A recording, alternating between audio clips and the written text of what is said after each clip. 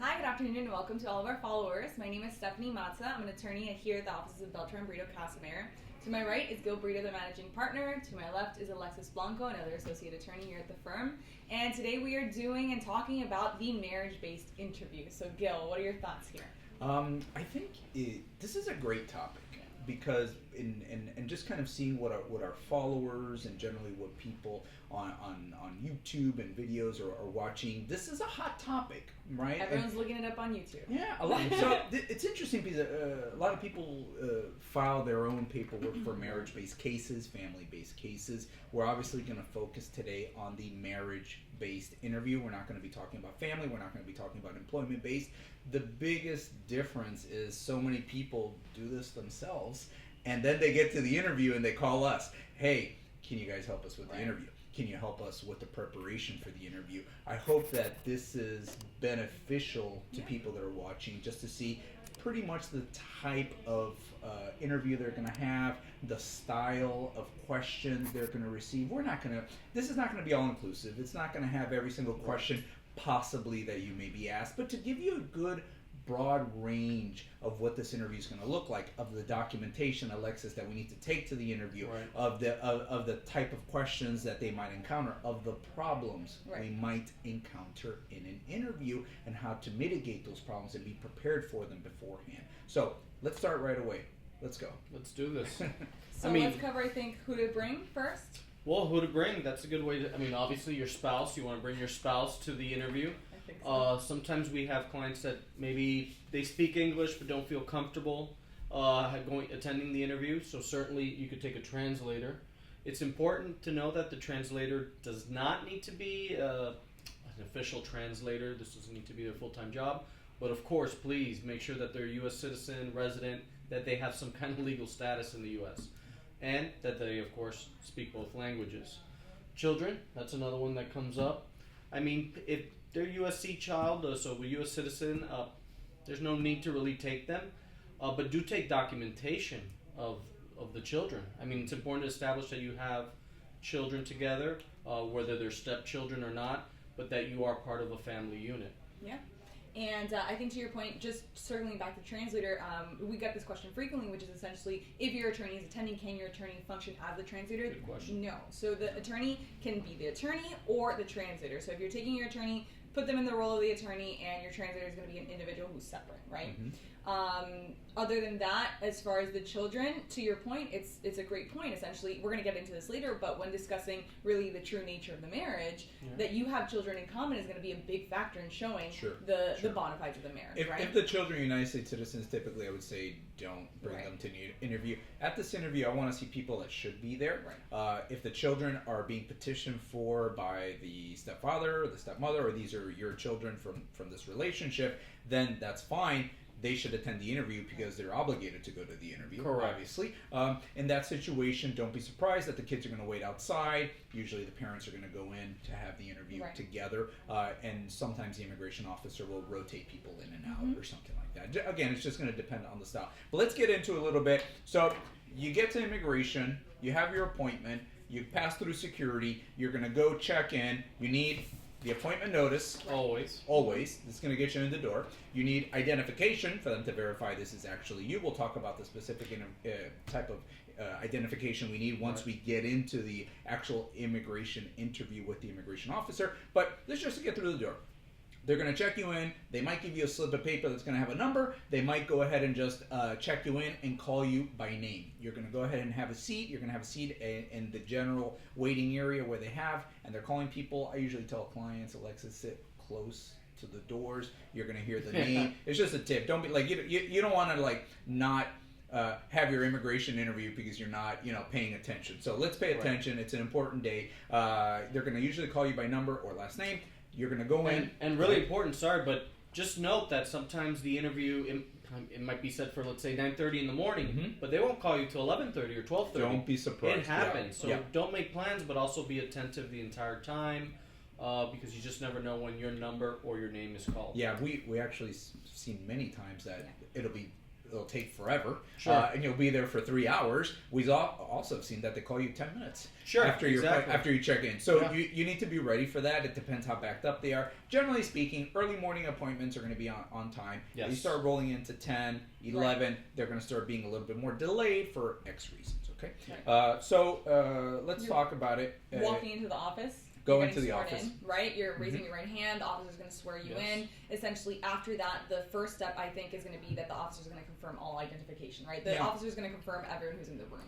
Which sometimes is not everyone. It could be one of the spouses if they decide to do the interview separately from the beginning or together. It's really up to the officer. There's no positive or negative to it. It's just a matter of style. Generally, after swearing you in, you're going to have a seat. They're going to have you usually do biometrics Yes. right there and then. The more modern offices have already implemented this. There might be some offices across the U.S. that have not implemented this type of technology yet. But if it's down here where we're at, they're going to be biometrics. They're going to take your fingerprint. They're going to take your picture. Yep. They're going to verify who is this person that is here. Exactly. They need to identify everybody in the room, including the attorney, including the interpreter, and obviously the applicant and the beneficiary, right? Then what's the first thing that happens after that? I mean, really, at that point, what they're getting at is they're reviewing the I-45 form. I mean, that's part of the purpose of the interview. They want to make sure that, your name, date of birth, your parents' name, their place of birth, date of birth. And don't be surprised if maybe they ask the petitioner, your spouse, some of these questions just to start testing you and getting to know. Sure. Make sure that, you guys are married and know some of this basic information. But it is a review of the I-45 form. So they're going to generally start off with the really basic things at that point. And I think a really good point is before your interview, make sure you look through the I-45, make sure you're comfortable with it, make sure you're familiar with all the dates. I think a tip that I'm always going to give, and essentially is know the dates well, know the address as well. Make sure both you and your spouse know all of the information well, and go through it. That's something that's going to be your homework, both you and the spouse going through right before the interview, right? You need to know where you have lived together. Correct. Okay. You need to know because you put this on that form, but sometimes you put this on that form a year ago, Or 2 or 3. or 2 or 3. Yeah. So you need to kind of jog your memory a little bit and make sure. Okay, more or less. Okay, month, year. Did you live at this particular address? If there's just one address, that's easy if it's where you currently live. Unfortunately, if maybe you had to go to different cities, you've moved around a little bit, there's going to be, a very long list of addresses, including employment history, including residential history. Let's back up a little bit. So they're generally going to go ahead and review the I-130 petition first. This is going to be the United States citizen or lawful permanent resident petitioner that is going to be directed these questions to them. It's going to be, again, exactly what was said on the I-130 petition. However, they could sneak in a little question here or there to test the relationship maybe at that point. So both spouses need to be aware of what those answers are on both sets of forms, okay? And it's going to be, again, address, date of birth, basic information. Listen, you need to know when your spouse was born. 100%. I think this is important, okay? And the day you got married. You need to know the day you got married. We're going to go ahead and go through the entire structure, and then we're going to get into the types of questions and what we believe you should focus on in kind of the little bit of preparation beforehand. Okay, so immediately after that, Alexis, what's going to happen? So they go through the forms, then what? I mean, so, at that point, they're also reviewing your identification. They want to make sure, you are who you are. The ID should match your most current address. I mean, sometimes people move within that 1, 2, or 3 year period, whatever it may be. So, as part of the review, you're updating your address and you're confirming your address. Your passports, make sure you take that. Original birth certificate, original marriage certificate. If you were married or born in a foreign country, of course, a translation if it's not in English. These are all documents, biographical documents that, of course, you're going to want to have that day. Any work permits, travel permits, if you've studied abroad, I-20s, or sorry, study in the U.S., the I-20s, documents like that, that's going to help establish some of the background information. If you were previously married, I apologize. Yeah. If you were previously married, That's make a big sure that one. you're bringing your divorce certificate. So evidence that you are validly divorced and you are validly able to enter into this new marriage. You want to make sure those dates are not overlapping. We have seen that situation before. So for each individual all of your history, as in birth certificate, marriage certificates prior, divorce certificates prior, current marriage certificate. You need to make sure that the current marriage certificate's information is correct. Right. For example, how many times you've been married? When was this marriage was entered into? We've encountered various situations where people believe that they're divorced, and then I tell them the bad news that they're not divorced, and they're actually not married to the person that's petitioned to them, because that divorce may or may not be valid in the United States given certain circumstances. It is very important to discuss this with your immigration counsel beforehand. You might even have to go ahead and inquire with a family law counsel as well to verify if you're actually divorced. This is something that should be done prior, okay? Obviously to the filing of any petition. But something you said that was interesting, Alexis, was regarding the documentation that you need to take about your previous immigration history. Right. Your spouse, the USC or the LPR, needs to be fully aware of what your immigration history was in the past. Yes. From the first moment you entered the U.S., if you were here as a student, if you had a work visa, if you were illegal, if you're undocumented, if you're whatever the immigration status is, your spouse needs to be fully aware of it. Okay? This is important. We'll just cut into here for something else your spouse needs to be aware of. If you've ever been arrested, the foreign national spouse needs to know if the American spouse has been arrested. If they have a drug conviction. If they have, I've been in that interview where the spouse looks at the other one and says, "You were arrested." Listen, that goes to the validity of the marriage. Okay, so we're not going to have any secrets. Maybe it's something that makes you feel a little uncomfortable. You might be embarrassed about something. It's your spouse. You need to inform them about absolutely everything in your life. So that's let's go back into actually going through. So going back to the list and some of the other items that maybe you need to take. Medical exam, usually those expire within a year, so you'll receive a notice generally, but if it's been more than a year since you filed that petition, you 100% you want to take that. Yes. You also want to take the U.S. citizen or legal permanent resident proof of their status, right? So if they were born in the U.S., their birth certificate or U.S. passport. If they were naturalized, the naturalization certificate, which should always be signed. If you're a legal permanent resident, well, obviously the legal permanent resident card, the green card, as it's generally known, would help validate that. Some of the other documents that we also need to update are maybe the police clearance letter. Well, a police clearance letter. So essentially, you're going to have to bring, you've probably already submitted this as part of your I-45, which is going to be your police clearance letter. If you have a history of arrest, be sure to include everything history of arrest as well as the final disposition. Essentially, what was the final disposition in your case? You're going to bring that with you. So any evidence, and I would say for both parties, any evidence of the arrest records and that sort of history, criminal history, make sure to take that with you. Well, I would say the United States citizen does not have to take that, but the foreign national beneficiary needs to take that. This section of the interview is considered the bona fides. Right. Okay? Right. So when somebody's looking at their notice of action, which is going to be their interview date, right? And this is going to be a section here called supporting evidence of your relationship. Okay, we'll get into the types of questions here as well, but what documentation do you need to support your relationship? Okay. Wow. So, would you like to go? I would say first is proof of shared residence, so proof of cohabitation, right? So essentially, we were talking about earlier your driver's licenses. If you live at the same address, make sure your driver's license match. Make sure they both have the same address. For that point, you can actually also show a lease agreement if both of your names appear on the lease agreement. What happens if there's no lease? I live in mom's house, and we really live together in my mom's house. Show that you have maybe correspondence, mail correspondence, arriving to the same address. And then you can also have I've had a situation where you have the letter from the mom that says, yes, both of these individuals live with me, my son and my daughter-in-law. Take the letter. Take the letter. Yeah, take the letter. But I do like the idea of you both have a magazine subscription that arrives at the same address. You have this correspondence and going to the same address in both of your names. I mean, and sometimes people might have car insurance, health insurance, cell phone bill, banking, or maybe you might have separate bank accounts, but they both, the correspondence goes to the same address. So both of your names are not on the same document, but you have pretty good, solid documentation. If you don't have this evidence or this documentation, you need to be prepared with a response. Why? For example, why are you not on your spouse's health insurance? Well, it's expensive. We have to pay out of pocket, and unfortunately, it's too expensive at this time for us, so I have my own health insurance. Why is the car insurance not both of your names? That's strange to me. Make sure and if you're not updating your address with the insurance company because you're obtaining a lower insurance rate at the old address, that's potentially considered fraud.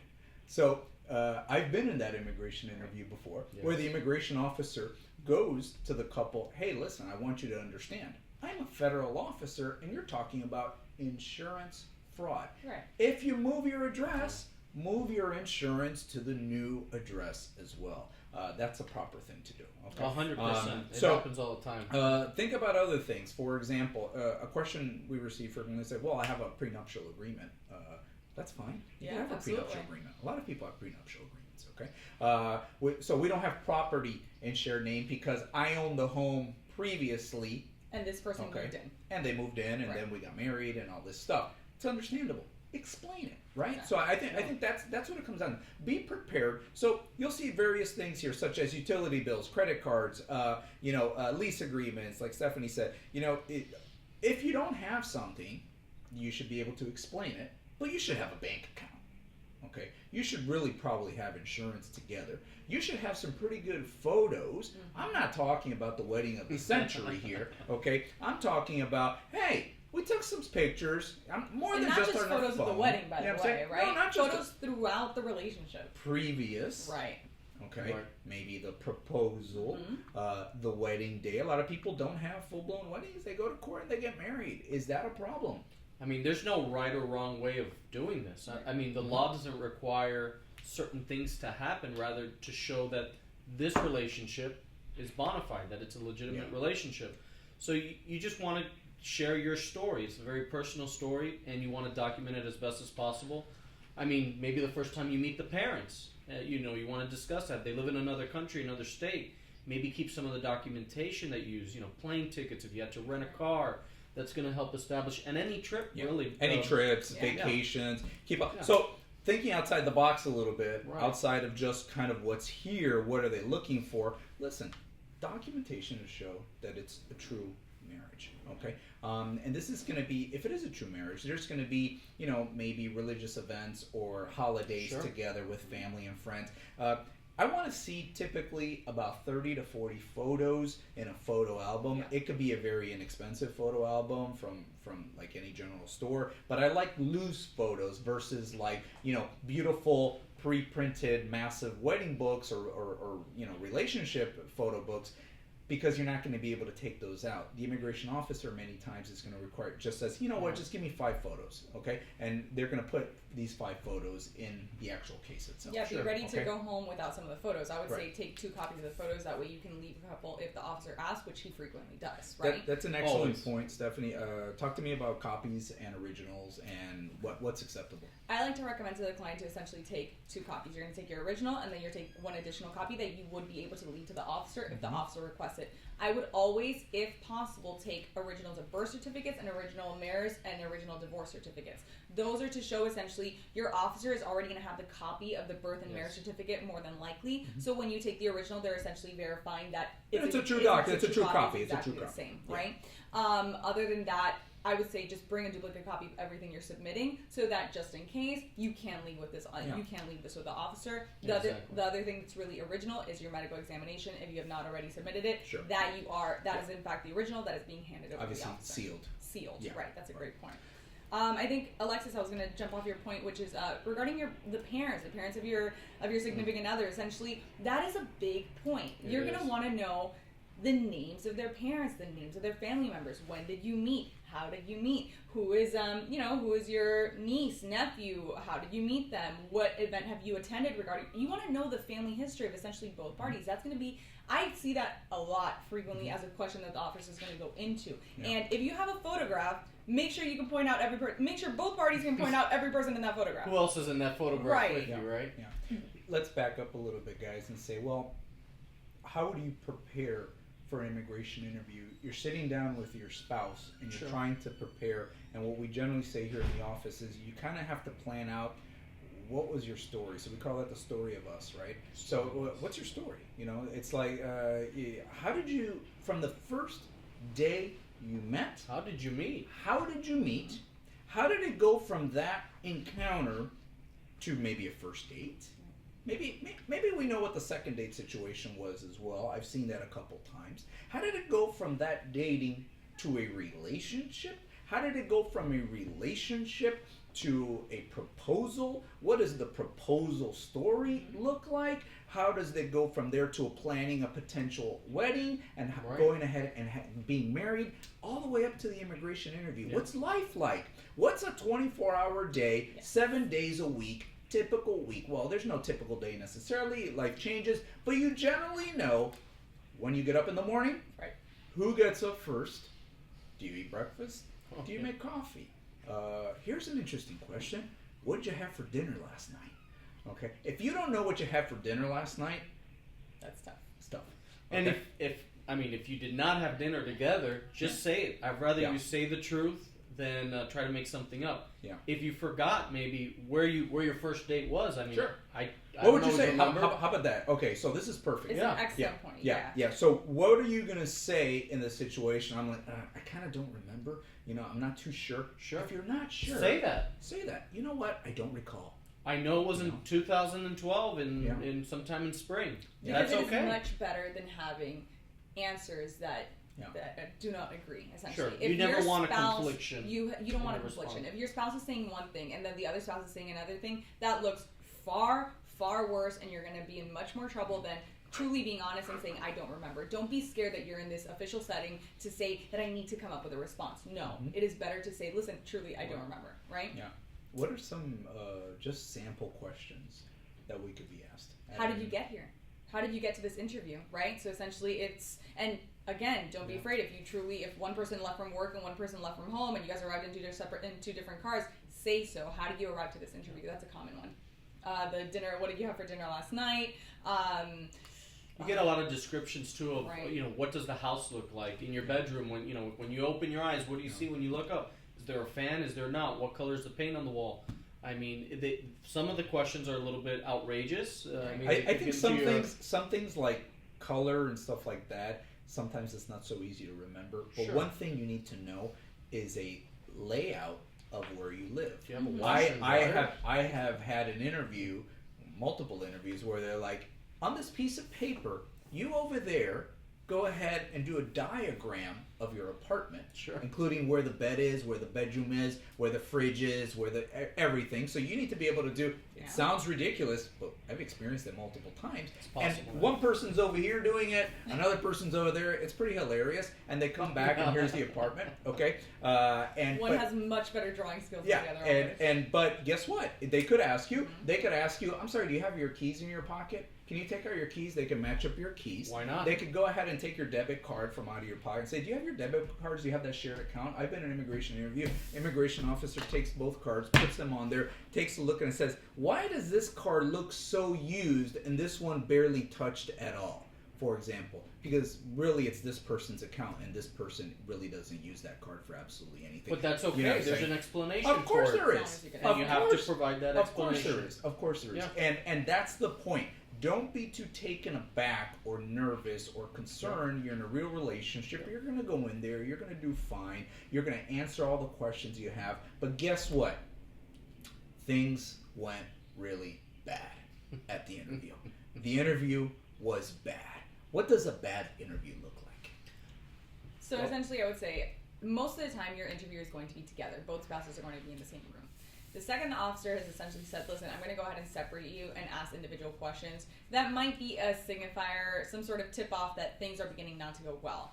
That's where, the advice in that situation is, again, if you truly don't know the answer and you truly don't remember, do not try and invent an answer to try and think, this is what my spouse would say, so I'm going to go ahead and do that. Make sure you're essentially being honest, and if you truly can't remember, you can't.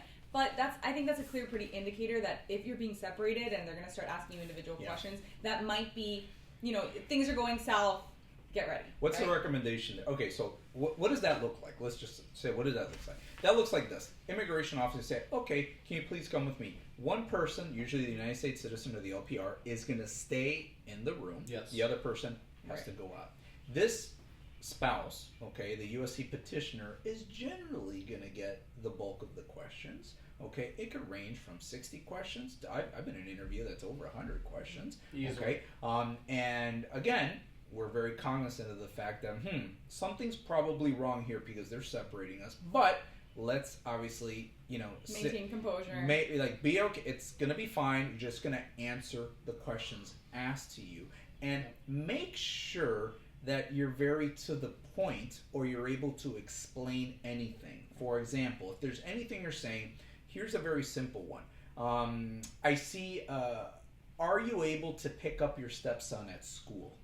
Do you know where your stepson's school is? You don't have to be on the list as one of the parents to pick up. Maybe the other, the ex doesn't want you picking up their child from school and doesn't authorize it. Guess what you do? That's what you say, because that's the truth. Exactly. Okay? But if you don't know the kid's school, that's odd. That's a problem. Okay. Yeah. Oh, you've never gone to pick them up? No, my wife handles that. I actually really never go pick them up. You need to know where the school's at. I mean, 100%. this is what we're talking about. Like, we can't prepare you for what your life is, okay? And a lot of times, depending on what the line of questioning is going to be, how you respond to them, everybody thinks, oh, these are pre-programmed questions. Not necessarily. How you respond to one question may determine what the next question is going to be. 100%. Okay? So if you say, oh, I don't know, my wife is the one that takes my my stepson to school every morning. Okay. You just said about the school. The next question is going to be like, oh, you don't go to the school to take him? Or do you know what the school is? Like it's like one thing leads down to the other. It is a rabbit hole. Right. Okay, definitely. Yeah. So you need to be, a little bit concerned when you're separated, but you need to really listen carefully and answer the question completely. A very important point, and we'll just interject with that here, is you should immediately after you leave the interview try to write down any question you felt was problematic and how you responded to that question. This goes the same for your spouse. They will be switched. They generally will be asked 50 to 60% of the questions that you were asked, okay? And whatever doesn't match up, probably in 60 to 90 days, we're going to receive a letter in the mail that's going to say, we're giving you an opportunity to respond and ameliorate this by giving a reason why you were wrong on these 7 questions, these 10 questions. If you're wrong on a couple questions, I don't think it's a big deal. But if you're more than 5, you're 7, you're 10 questions that are completely wrong. You said black, she said white. You said, do you celebrate holidays? How many Christmas? Do you have a Christmas tree in your house? You said we don't celebrate. She said we had a 6-foot tree. The reason I'm saying that is that I've been in that situation. Yeah, okay, absolutely. and we've experienced this. Yep. So again, the idea is to kind of go over your life together sufficiently to at least understand, what does our life look like? This is an interesting question, Alexis. When was the last time you went on vacation without your spouse? Wow. So, I mean, I get this all the time because a lot of spouses do travel on their own, whether it's for business, for pleasure, to see a friend, a wedding, whatever it may be. And that's okay. But be prepared to explain it. Say, hey, we have that liberty. That's something that we decide. And whatever the truth is, share it. There's no reason to try to hide it from the officer, the dynamic relationship that you have. Right, not every relationship is exactly the same. Never. In some never. relationships, truly the two parties do not like to travel together. One is one who likes to wake up early in the morning, one who likes to wake up late. Sure. And these individuals maybe travel more separately, and someone does individual travel or someone travels a lot for work. Be willing to, explain that. Not every relationship has to fit in what we suppose the marriage is going to be, I right? think Whatever works for you guys. That's it, Right. and that's the point of this. And I would say this is a tip. The tip is don't expect to know what an immigration officer wants to hear. They don't want you to say, man, should we say that we had a 3-foot cake at our wedding? Or was it chocolate? Or was it, you understand? Let's not Don't fabricate a story here just because I believe that they're going to want to hear about our great honeymoon in Niagara Falls. Okay? So the point is stick to the truth. Don't pretend to know what they what they really want to hear you say. They want the truth for you guys to talk in a very relaxed manner. But again, let's return to this. You're separated. Obviously, you're a bit tense. Okay, Stick to the game plan, which is being truthful, answer the questions, Yep. listen carefully. If I don't know the response to a question, all you have to say is, you know what, I don't know. That is much better than saying, no, it's a white car when she drives a black car. Exactly. Okay, Exactly. so basically the questioning is done. Usually during this bona fide section, let's get into this here. That's done with. They're looking at the medical exam at that point, generally Yep. making sure everything's okay, not talking about results or anything, just literally opening up and hole punching it, putting it into the file, making sure that's there. But let's talk a little bit about this whole support and affidavit of support issue. Okay. So there's also the financial aspect of this, right? So normally you'll take the supplement, the I-864 form, and you're going to go ahead and which the sponsor will go ahead and fill out and complete, and you'll take your income taxes. Just want to show that, of course, if anything's going on, that you have the federal financial poverty. means. Yeah. You have the financial means to support your spouse that you're petitioning for. So, Right, so that's a clear point. It's the U.S. citizen. The U.S. citizen or the long-time permanent resident Exactly. is showing that they can support financially the foreign national. Yeah. Regardless of how much that foreign national this earns. has generally already been handled, obviously, at the filing stage. If there was a problem with that, USCIS would have issued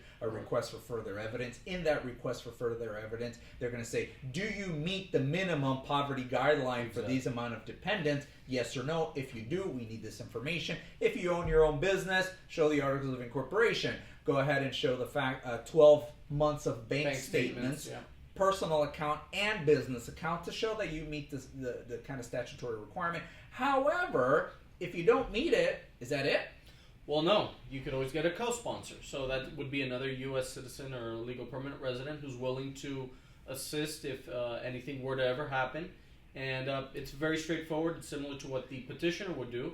And it's the same documentation. Proof of their employment, if they work for someone or a company. W-2s, for example. Normally do the trick, and the latest income tax return. But if they own a business, you provide the same documentation. But generally, you're going to be covered. Yeah. And I would say the U.S. petitioner to take an employment letter, a current employment letter from their employer that Of says course, this person is currently employed and Update, earning usually their salary. throw in the mix there the last 3 pay stubs. Yeah. If you're an employee, take it the day of the interview. Usually, that's not a general requirement. That's if it wasn't submitted. If you actually read the actual notice, that's just a tip. You should just take it that day. There's just little things that we go over with people before the interview. It's been more than a year. Take a new medical exam. Yeah, absolutely. You know, 100%. like let's refresh some of the affidavit of support issues. It is going to be very soon Brave New World with immigration and public charge issues. All new filings after February 24th requires, so if you're new to this, you're not awaiting your interview, you haven't even filed the paperwork yet, get ready for this form called the I-944 form. The I-944 is a nice 19-page form that asks credit reports, that asks your entire bill and debt history, your entire income history. We're going to do a very condensed I-944 video separately. We're since we're starting to use the form now, and we've already started filing cases with this form. We've been learning a lot of little things about it, and I think things that people actually need to take care of. They need to take care of themselves. Just think about this: whatever information you're putting in that initial package, it may be used against you. Okay, Of course. and it might be favorable to you, Right. but it needs to be thought out. It's not just willy-nilly. When people tell me all the time, it's like, oh, filing an you just got to do immigration forms. You just got to send it in. Everything's fine. Or you'll have your aunt. Your aunt's like, hey, I did my paperwork myself. Bring everything over and we'll just fill it out for you. And we're going Things to have help you really out. changed, though. Things have changed Substantially. dramatically, I would say. And you're talking to immigration professionals that are doing this day in, day out. I'm telling you, you should probably go ahead and have a consultation with an attorney. If you have any financial issues, and again, that's why we're talking about here, we're talking the affidavit of support. If you have any financial issue that may be a deterrent, if you've ever been somebody that's taken Medicare, Medicaid, if you're somebody that's taken any supplement, if you're somebody that has taken Section 8 housing, so just think about it. Was it emergency Medicaid? You know what I'm saying? Is it for the birth of a child? is the Medicare, Medicaid, or any health program or any government subsidized program for the United States citizen? Does that affect me or not? These are questions that should be contemplated prior to filing a Absolutely. petition, but more so prior to the interview. Because they're going to go through that, Alexis, now. Oh, yeah. They're going to go through that form, and whatever you respond, like, I think that's a form that people could really get tripped up on. So be prepared to encounter that for all new cases. And note that what we're saying, note that what we're saying is essentially, in the past, what most of the focus as far as financials was on the U.S. citizen or the lawful permanent resident. Yes. This is the individual providing their federal tax returns. With this I-944, what we're seeing is a lot of financial information and a lot of backup for the foreign national as well, which we did not see in the past. Now you're still having to provide documentation for both parties. Sure. And, moving forward, be prepared to have to address that, of course, because the interview's a year later, to update some of that information. And maybe some of the interviews moving forward, even though you may have filed previously, might ask you a little bit about that because they can now consider some of these benefits and how they might address your petition and your application. So let's close by saying, okay, everything, let's just hope, went well. Okay? And if you were married less than 2 years at that day of the interview, the officer will generally have you sign something called a recognition that the lawful permanent residence that you are going to be obtaining is conditional, right? So it's going to be valid for 2 years. If you've been married more than 2 years the day of the interview, you're going to have the green card for 10 years. Exactly. Okay? But do you always know what happened at the end of their interview? I mean, generally you don't. You might know that it went well, but they've always got to check something. They've always got to finalize the review. A director might need to step in and review. Maybe there was the whole issue of, a few questions didn't match up and we want to issue that request for evidence. That's okay. You're never going to walk away with the green card, but they are going to either state, hey, everything looks fine, and give it about 30, 60, maybe even 90 days before ever hearing back from immigration. Sure. I generally see, you need to hear back within 120 days. If you Yes. have not heard back by 120 days, we need to start kind of shaking that.